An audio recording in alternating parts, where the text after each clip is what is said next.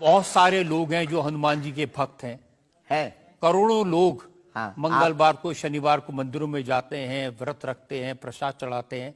तो हनुमान जी ने आपको क्यों पकड़ा? कुछ ज्यादा ही घनिष्ठता होगी हमारी, उनको ज्यादा मोहब्बत हम पर आई होगी। लेकिन इस करोड़ों लोगों में हनुमान जी के लाखों भक्त हैं। उन्होंने अपने लिए मांगा और हमने पूरी विश्व के लिए मांगा। इसीलिए हमें लगता है कि हम में और बाकियों में अंतर है। देखिए, आपने क्या मांगा, इसके कुछ वीडियोस मैंने देखे हैं। वाह, आप लोगों से कह रहे हैं कि आपके पास जितना चाहे दान दे दो, अपना मकान दे दो, फ्लैट दे दो, बंगला दे दो, घोड़ा दे दो, गाड़ी दे दो, सोना चांदी, बैंक एफडी, मंगलसूत्र, अंगूठी, लुगाई लड़का छोड़ के सब मुझे दे दो। ये हमारा डिस्क्लेमर रहता है दरबार के पहले का। लोगों को जो भावनाएं रहती हैं कि गुरु परंपरा के लोग और साधु लोग दरबार इसलिए लगाते हैं, भगवान को इसलिए रखते हैं कि ये कमाई का जरिया बनाते हैं। और हमने अपने दरबार में बैनर लगा करके वो माइक पर ठोक करके बोलते हैं कि यहाँ किसी भी प्रकार का शुल्क, फीस, दक्षिणा नहीं लगता। पर अगर तुम शिष्य मानते हो अपने आप को और हम गुरु हैं, तो गुरु परंपरा के नाते अगर कुछ भी तुम दे दो, अगर आप भी इंडिया टीवी का ये हाउस हमारे नाम करें, हमें कोई दिक्कत, हमें कोई दिक्कत। और लेते भी हैं, लेना बुरा नहीं है, उपयोगिता बुरी है। लेकर के उसका सदुपयोग करते या दुरुपयोग करते। हम लेते हैं, कोई अगर देता है तो स्वीकार करते गुरु के नाते। हम उस परंपरा से हैं जहां अंगूठा तक दान गुरु को दे दिया जाता है, हम भी लेते हैं। कितना कितना कमा लेते हैं? हमारी तो कोई फिक्स कमाई नहीं है, क्योंकि हमारी कोई कंपनी या बिजनेस नहीं है। कोई चढ़ा जाता है। हमारे पास करोड़ों सनातनियों का प्यार, लाखों करोड़ों लोगों की दुआएं, हजारों संतों का आशीर्वाद, इतनी कोई हमारी हिसाब कमाई किताब तो रखता होगा ना कि कितना पैसा आया। जितने सनातनी उतनी कमाई, हिसाब आप लगाओ।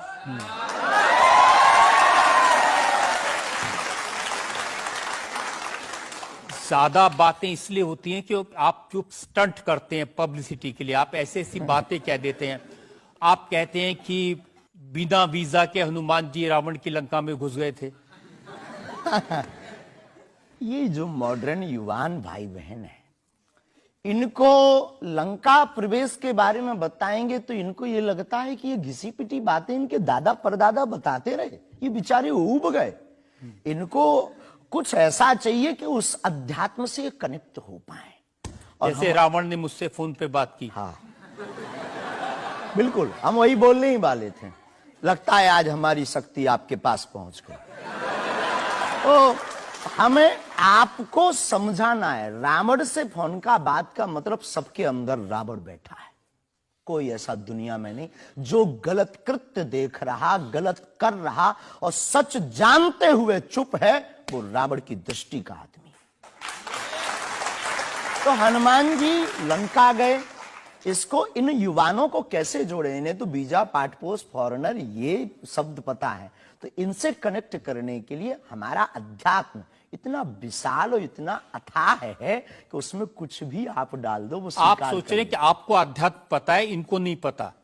इस देश की जनता को आपसे ज्यादा अध्यात्म पता है। ऐसा हमने नहीं कहा। हाँ। हमें अपने हिसाब का पता है, उन्हें अपने हिसाब का। वो अपने में श्रेष्ठ हैं, हम अपने में अब जो कोशिश कर रहे हैं विद्यार्थी। हमने ऐसा कभी नहीं कहा कि हम श्रेष्ठ हैं, और ये आरोप हमें नहीं लगता कि ठीक। मैं लोगों को बता दूं कि एक बार बगैर टिकट पकड़े गए थे आप रेलवे में।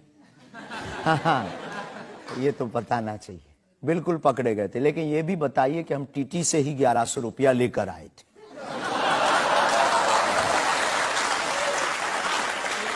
उसी टीटी से लेकर आए थे, और जिस वाईफाई की आपने चर्चा की, उसी वाईफाई की दम पर उसके बाप का नाम बताकर लेकर आए थे। इसी तरह की बातें कह के ऐसे दिखाते हैं जैसे चमत्कार कर दिया, जैसे मेरे ऊपर हनुमान जी की बहुत कृपा हो गई, मैं भविष्यवक्ता हूं। और फिर जो भोले भाले लोग हैं वो प्रभावित हो जाते हैं। हमने कभी एक नहीं दावा किया कि हम चमत्कारी हैं। आज भी आपकी अदालत में हम कहते हैं कि हम कोई चमत्कारी नहीं है, हम कोई ईश्वर नहीं है, हम कोई महात्मा नहीं है, हम एक आम इंसान हैं, लेकिन हमारी अपने इष्ट के प्रति आस्था, ऋषि परंपरा के प्रति आस्था है। जो महर्षि वाल्मीकि से पत्र दरबार की महिमा चली है, उस महिमा का हम अनुकरण करते हैं और उस आस्था में उलझनों में का रास्ता मिल जाता है, तो उसे आप चाहे चमत्कार मानिए अथवा फिर आप अपनी बुद्धि से जो जिसने जो जाना वो हमें माना। देखिए शास्त्री जी, बहुत सारे ऐसे लोग हैं, गरीब हैं, परेशान हैं, बीमारियों से थके हारे हैं, डॉक्टर से आशा छूट जाती है, हॉस्पिटल से आशा छूट जाती है, वो आपके पास आते हैं। जो आते हैं श्रद्धा पूर्वक आते हैं। देखो, जिंदगी में अगर वो परेशान है और डॉक्टर से परेशान होकर के या कहीं से भी निराश होकर के आया और उसे कुछ मिले ना मिले, हम ये तो नहीं कहते, जिसकी जितनी निष्ठा उसको उतना हमारे बागेश्वर बालाजी के दरबार में मिलता है। बिना पैसों में, बिना दक्षिणा दिए, बिना कुछ लगे अगर हनुमान जी से जुड़ रहा, अगर वो प्रभु से जुड़ रहा, अगर उसे जीवन जीने में 4 दिन की जिंदगी है, डॉक्टर ने कह दिया तो मर जाओगे, लेकिन बागेश्वर धाम के नाम से उसके चेहरे पे मुस्कुराहट है कि मेरा हारे का सहारा है, तो अगर ये मुस्कुराहट उसके चेहरे पर आती, इससे किसी को गुस्ताखी क्यों? देखिए, अगर बागेश्वर धाम आने से लोगों का इलाज हो जाता है तो फिर आपको कैंसर हॉस्पिटल बनाने की क्या जरूरत है? यही तो हम बताना चाहते हैं कि दुआ और दवा दोनों आवश्यक है। हमने ये नहीं कहा कि हम डॉक्टरों के खिलाफ हैं। अब मैंने पूछ लिया तो आपने दवा ऐड कर दिया उसमें। नहीं, हमने औषधालय बागेश्वर धाम पर खुलवाया है और मंदिर के समीप खुलवाया है। वहां पर ग्राम पंचायत का भवन है, वहां पर आयुर्वेदिक औषधालय है। दुआ और दवा मतलब नीचे दवा है और वहां ठीक नहीं हुए तो दुआ के लिए चढ़ जाओ मंदिर पर, दोनों काम करेगा, ठीक है। और ये कोई नई बात नहीं है, हमने ऐड नहीं की, डॉक्टर खुद ऐड करता है, ऑपरेशन करता है, जब ठीक नहीं होता तो वो भी कहता है तुम भी प्रार्थना करो। आमतौर पर क्या होता है कि संत का नाम आते ही हमारे माइंड में एक इमेज बनती है कि दाढ़ी होगी, बहुत ही जो उनकी वेशभूषा होगी बहुत ही सिंपल और सरल होगी, लेकिन आपकी वेशभूषा देख के, टोपी देख के लगता है एकदम कलरफुल रहता है। आपकी दुनिया ही रंगीन है तो साधु को भी रंगीन होना चाहिए। बहुत बढ़िया, बहुत बढ़िया। जब 7 रंगों की भरी दुनिया है माय डियर सिस्टर, 7 रंगों से भरी दुनिया है, तो मुझे क्या दिक्कत है? और हम कोई साधु नहीं, हम कोई महात्मा नहीं, ना हमने चोला ले रखा है। हम एक वर्ण व्यवस्था की बात नहीं करेंगे, हम एक गुरु के शिष्य हैं और आम इंसान हैं। और अगर कोई सरनेम पूछे तो हम शुक्ल वंशीय सरयूपारी ब्राह्मण है। तो जो 7 ब्राह्मणों की वेशभूषा है वो हमने धारण की, गुरु के नाते हमने ये पादुका अपनी एक परंपरा को निर्वाहन करने के लिए धारण की। और टोपी कोई आया तो दे गया, अगर आप कुछ दो बहन हमें तो वो भी स्वीकार है।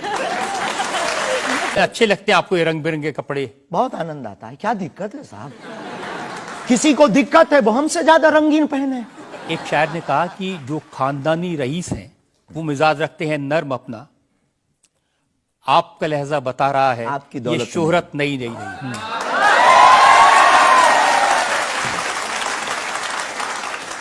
लोगों को लगता है, हमें लगता है कि हमारे जीवन में न हमें धन प्रिय है, न मान प्रिय है, न सम्मान प्रिय है, हमें हनुमान प्रिय है। और हमने जब से जन्म लिया तब से हम धनवान है, क्योंकि हमारे हनुमान है।